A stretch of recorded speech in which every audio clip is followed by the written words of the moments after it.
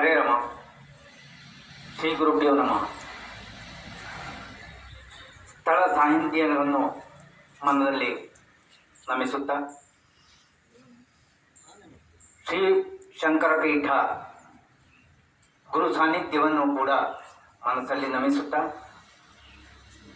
ಸೇರಿದ ಶಿಷ್ಯ ಬಂಧುಗಳನ್ನು ವಂದಿಸುತ್ತಾ ಒಂದು ಎರಡು ಮಾತುಗಳು ಪ್ರಾಸ್ತಾವಿಕವಾಗಿ ಹೇಳಬೇಕಂತ ಹೇಳಿ.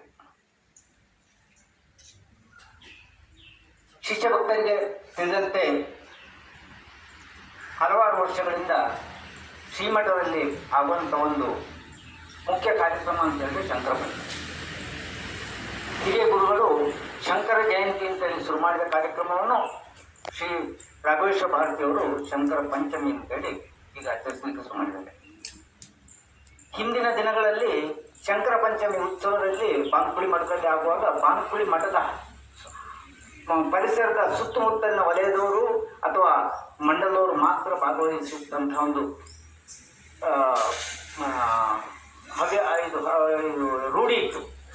ಆದರೆ ಶ್ರೀ ಗುರುಗಳು ಏನು ಮಾಡಿದ್ರು ಅಂತ ಹೇಳಿದರೆ, ಇದು ಬರೀ ಬಾನುಕುಳಿ ಮಠ ಮತ್ತು ಅದರ ಸುತ್ತಲಿನ ಪರಿಸರದವರಿಗೆ ಮಾತ್ರ ಅಲ್ಲ, ಇಡೀ ಗೋಕರ್ಣ ಮಂಡಲದಲ್ಲಿರುವಂಥ ಪ್ರತಿಯೊಬ್ಬ ಶಿಷ್ಯ ಭಕ್ತನು ಭಾಗವಹಿಸುವಂತೆ ಆಗಬೇಕು ಅಂತೇಳಿ ಅದಕ್ಕೆ ಒಂದು ಪ್ರಚಾರ ಕೊಡುವ ನಿಟ್ಟಿನಲ್ಲಿ ಮತ್ತು ಶಿಷ್ಯ ಭಕ್ತರಲ್ಲಿ ಕೃಷಿಕರಿರ್ಬೋದು, ವ್ಯವಸಾಯಿಗಳಿರ್ಬೋದು, ಅವರಿಗೆ ಆಗುವಂಥ ಏನು ತೊಂದರೆಗಳನ್ನು ನಿವಾರಣೆಗೋಸ್ಕರ ಸಂಕಲ್ಪಿಸಿ ನಾಡ್ದು ಮೇ 1ರಿಂದ 5ನೇ ತಾರೀಕು ಆಗುವಂಥ ಶಂಕರ ಪಂಚಮಿಗೆ ಆಹ್ವಾನಿಸುವ ನಿಷ್ಠಿನಲ್ಲಿ ಶಿಷ್ಯ ಭಕ್ತರ ಹತ್ತಿರ ಕಳಿಸಿದಂಥ ರಥ ಅದ್ವೈತ ರಥ ನೋಡಿರ್ಬೋದು. ಇದು ಮಾಣಿಮಠದ ವಾರ್ಷಿಕೋತ್ಸವ ಸಂದರ್ಭದಲ್ಲಿ ಶಕಟಪುರ ಶ್ರೀಗಳು ಮತ್ತು ರಾಘವೇಶ್ವರ ಭಾರತಿಗಳು ಲೋಕಾರ್ಪಣೆ ಮಾಡಿದಂಥ ಮಹಾಪಾದುಕೆ ಅಲ್ಲಿ ಲೋಕಾರ್ಪಣೆಯಾಗಿ ವಿವಿಧ ಕಡೆ ದೇವಸ್ಥಾನಗಳಲ್ಲಿ ಪೂಜಿಸಲ್ಪಟ್ಟು, ವಿವಿಧ ಕಡೆ ಪೂಜಿಸಲ್ಪಟ್ಟು 2-3 ದಿನದ ಹಿಂದೆ ನಮ್ಮ ಮಂಗಳೂರು ಮಂಡಲ ಶಿಷ್ಯ ಭಕ್ತರನ್ನು ಶಂಕರ ಪಂಚಮಿ ಆಹ್ವಾನಿಸುವ ಸಲುವಾಗಿ ಬಂದಿದೆ.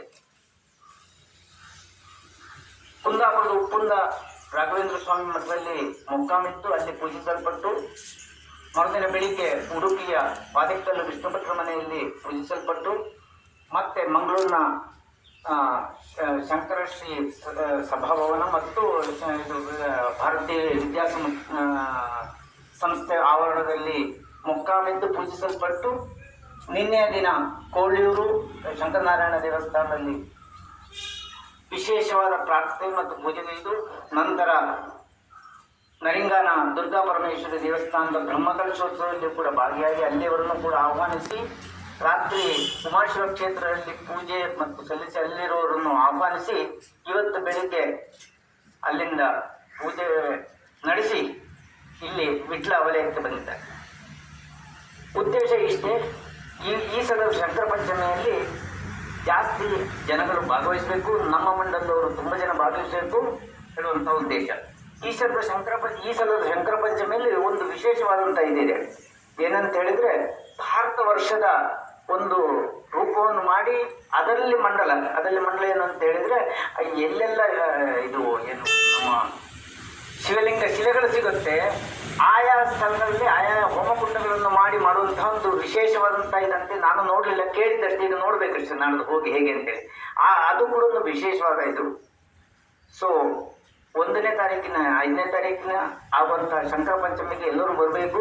ಮತ್ತು 2ನೇ ತಾರೀಕು ಶ್ರೀ ರಾಘವೇಶ್ವರ ಭಾರತಿಯವರೇ ಇದಕ್ಕೆ ಪೂಜೆ ಮಾಡ್ತಾರೆ ಅಂತೇಳಿ ವಿಶೇಷವಾದ ಮಾಹಿತಿಯನ್ನು ಕೂಡ ಕೊಟ್ಟಿದ್ದಾರೆ. ಸೊ ಎಲ್ಲರೂ ಅದರಲ್ಲಿ ಭಾಗವಹಿಸೋಣ ಅಂತ ಹೇಳ್ತಾ, ನಿಮ್ಮನ್ನು ಮತ್ತೊಮ್ಮೆ ಸಂಘಟಕರ ಪರವಾಗಿ ಅಲ್ಲಿಗೆ ಇದು ಬನ್ನಿ ಅಂತೇಳಿ ಹೇಳುತ್ತಾ ನನ್ನ 2 ಪ್ರಾಸ್ತಾವಿಕ ಮಾತನ್ನು ಶ್ರೀ ಹರೇ ರಮ.